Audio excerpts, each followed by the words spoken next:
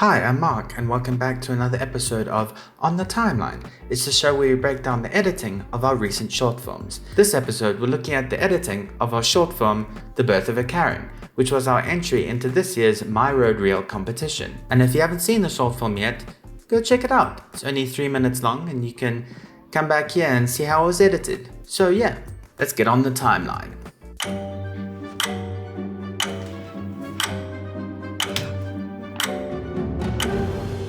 So here we are on the timeline, and just a note here, I was the offline editor for The Birth of a Karen. Yaku was the online editor, and Yaku and Nadia, who were the co-directors and co-writers along with myself, they sat together and did the final touches and tweaks of the online edit. Hey, people can be so lackadaisical sometimes. So because the My Road Reel competition only allows for maximum of 3 minutes, it really made us focus in on how to exactly communicate as much visual information as possible with it feeling intentional and without it just zipping by. So we wanted to introduce the various elements here on that ticking clock, and it's really an introduction to the world and a way of setting up this Karen character of she's very demanding, things must be done this way, and in the script we had this clock element, and it's efficient on purpose because it is aiding in telling us more about this character and this world that we're being introduced to. I mean, people take a month of Sundays to get anything done these days.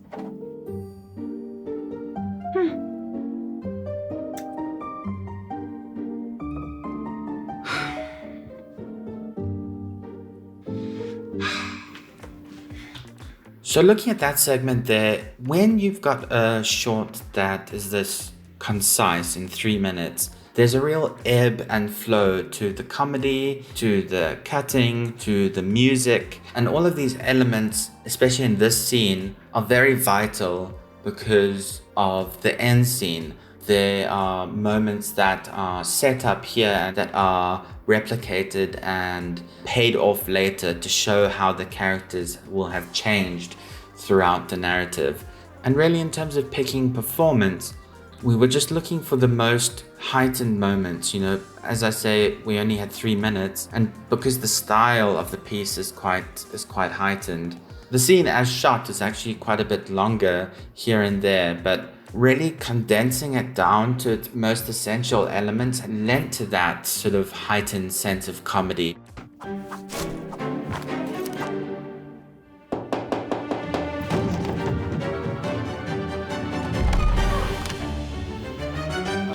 Because the comedy is so heightened and it reflects what I was speaking to earlier in terms of this roller coaster of sort of fast pace and then we slow down, and then fast pace and then we slow down, this sort of ebb and flow. We needed to find a moment, a visual or audible cue that leads us into the next sort of series of shots, this montage. The images sort of linger longer than they are on screen, but also tied together brilliantly with the music that Wesley composed for this moment. And then we slow down and then build up back again to the reveal of the delivery guy. Hello, ma'am. Sorry I'm late. Can you please sign?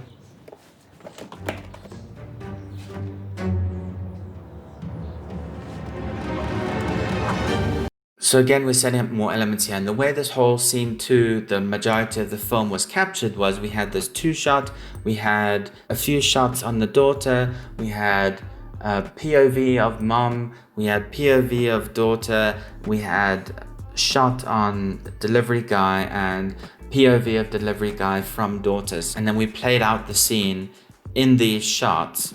And then in the edit, it was just about balancing these three, which became quite difficult because they gave such great performances. It really became about becoming so familiar with the material, watching each and every take over and over and over and over and over again of each character's performance and their shots, because we had to decide what shot to be on when to get the most comedy out of each beat. If you were on one character, it might actually still be funny because they were giving such great performances as another character. So it was about balancing the comedy, trying to find the best shot to be on. Another thing that we needed to balance that is sort of almost more important than the comedy actually is the daughter's perspective on the scenario, because we need to see her change throughout the conflict to have that reveal later on where she has this sort of outburst and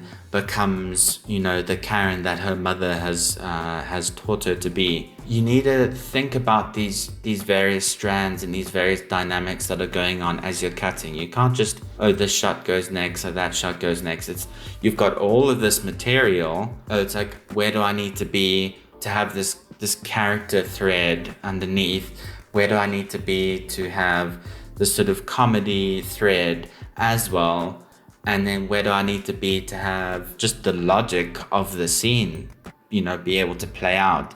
And then obviously things like continuity and stuff need to be considered. So it becomes quite like a high wire sort of balancing act of all of these different elements. But as I said, what's really, really important was becoming so familiar with the material that when I was at a certain part of the scene, it's like, I need that beat. That was that performance of that in that take there. That was that. And you sort of build up this sort of library of the material in your head, and you're cutting it in your head before you're actually cutting it on the timeline. What?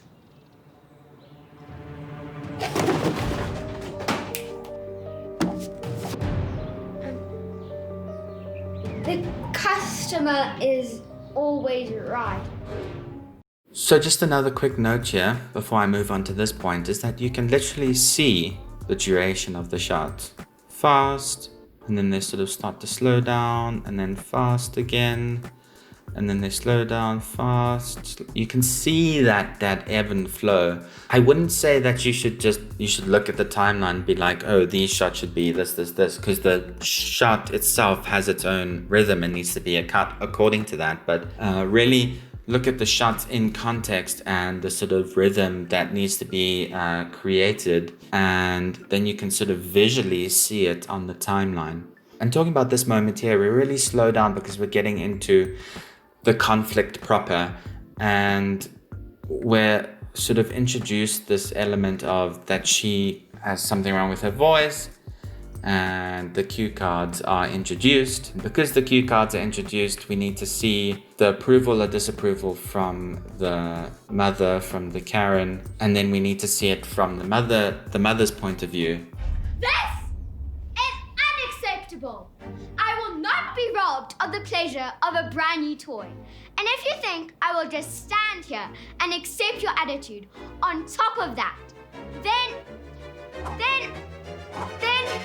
So if you look at the duration of this shot here, except for perhaps the last shot in the film, it is the longest shot we have sort of unbroken, because this is the moment that the whole film has been leading up to. You can see the smaller duration of these shots here leading up into this sort of payoff. You can really see that ebb and flow of the pace. I think I will just stand here and accept your attitude on top of that.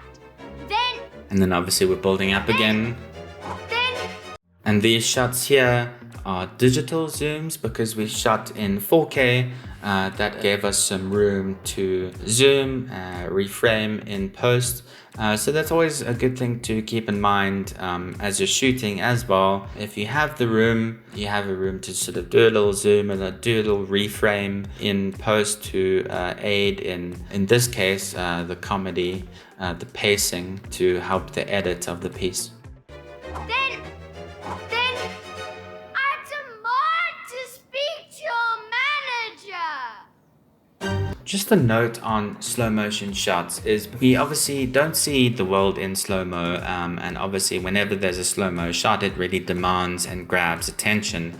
So you really want to think about when those slow-mo shots are earned in the narrative of the piece. Do they aid in the narrative of the piece? Does it need to sort of be hyper real? It really depends on the context, but what I'm sort of always a bit ambivalent about when using slow-mo is the overuse of slow-mo, because then if you start using something too much, then you really lose the effect that it can present.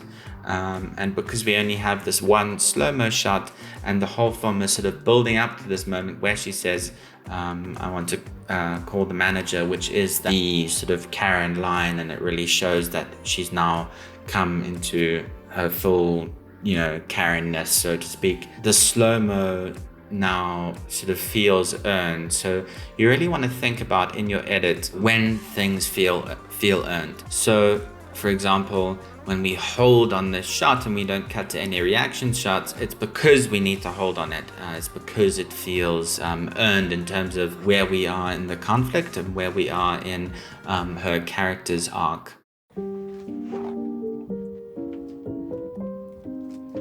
Hey, people can be so lackadaisy sometimes.